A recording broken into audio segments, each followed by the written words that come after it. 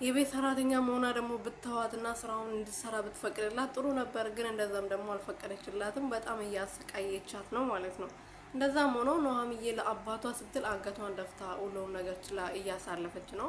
አሁን ደግሞ ፍቅረኛ ካላመጣሽ ካላስተዋወቅሽን አባቴ ባለቤቴ ፍቅረኛ እንዳለሽ ካወቀ በኋላ ተስፋ እንድቆርጥ ግዴታ ፍቅረኛ አለኝ ብለሽ ባይኖርሽ ራሱ በግድሽ የማይ ወንድም ይሁን አምጥሽ እንድታስተዋውቂው እፈልጋለሁ ብላ ስታስጨንቃት ነበር ማለት ነው። ከዛሬ ደግሞ የናሆሜ ፍቅረኛ እንግዲህ ከዚህ በፊት እንደዚህ ብላ ማታውቀው አሁን ኑሃሚ እዛ ቤት ስለገባች ብቻ ናሆሜን ትቀማኛለች ብላ ስለምትፈራ የኔ ምስጥር ወይም ደግሞ እኔ ጋር ያለው ውሸት ሲጋለጥ ኑሃሚ ይጠላኛል፣ አይወደኝም፣ ከዛ በኋላ ያባረኛል፣ ስመኘው የነበረው ሀብት በከንቱ ይቀርብኛል ብላ ስለምታስብ እንግዲህ ቶሎ ብላ ከቤተሰቦቹ ጋር አስተዋወቀኝና እነሱ እንደሚፈልጓት ሴት ሆናለሁ ብላ እንግዲህ ዊጓን አንስታ በራሷ ጸጉር ያ ስጃራ ስታጭስ የነበረውን መጠጥ ስትጠጣ የነበረውን ሁሉም ነገር ትታ እንደ ሴት መሆን ጀምራለች ማለት ነው።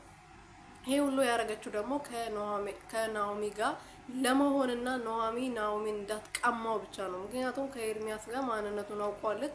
ከዚህ በኋላ ከኤርሚያስ ጋር እሆናለሁ ብላ ስለማታስብ በዛ ደግሞ እንደማያፈቅራትም በተደጋጋሚ ጊዜ ነግሯታል። ኑሃሚን እንደሚያፈቅራት ከናሆሚ ጋር መሆን እንደምፈልግ በተደጋጋሚ ነግሯታል ማለት ነውና በዚህ አጋጣሚ እንግዲህ እሷ ይሄን ተጠቅማ ወደ ቤት መግባት ትፈልጋለች። በዛ ላይ ደግሞ የናሆሚ እናትና እህት ሌላ ሴት አምጥቶ እንዲያስተዋውቃቸው ነው እንጂ የሚፈልጉት እንደ ሰውየው ከናሆሚ ጋር እንዲሆን በጭራሽ አይፈልጉም።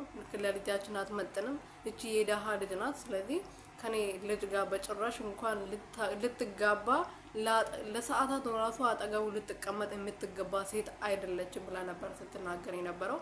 አሁን ለምሳሌ ልጅቷ እቺ አፍቃሪዋ ወደ ቤት ሄዳ ቤተሰቦቹን ብትተዋወቅ በደስታ ነው የሚቀበሏት፣ ሁለቱ ማለት ነው። አባትየው ባይስማማ ሁለቱ ግን በደስታ ነው የሚቀበሉት። ስለዚህ በቀላሉ እዛ ቤት የመግባት እድል አላት ማለት ነው። ስለዚህ ብትገባም ኑሃሚ ይሄናል የምትጎዳ አይደለችም። በዛ ደግሞ እሷ ከመሆኑ ያለባት ከኤርሚያስ ጋር ነው። ያ ፊልሙን ለማራዘም ወይም ደግሞ እንትን ለማለት ከናሆሜ ጋር የምትሆን ይመስለኛል። ለማንኛውም ቤተሰቦች ዛሬ በተወሰተ ፎቶ ላይ ደግሞ እንግዲህ ናሆሜ ሁሉም ነገር ሰምቶ ፊቷን ያዞረባት ነው የሚመስለው ፎቶ ማለት ነው። ፎቶውን አይቼ ነው ያወራሁት እኔ ምንም አላየሁም ደግሞ እና ፎቶ የሆነ እንትን ዞሮ ነው ያለው እንደዚህ ማለት ነው። እና የሆነ ነገር አይቶ ወይም ደግሞ የሰማ ይመስለኛል። ለማንኛውም አብረን የምናየው ነው። ለኔ ውድ ቤተሰቦች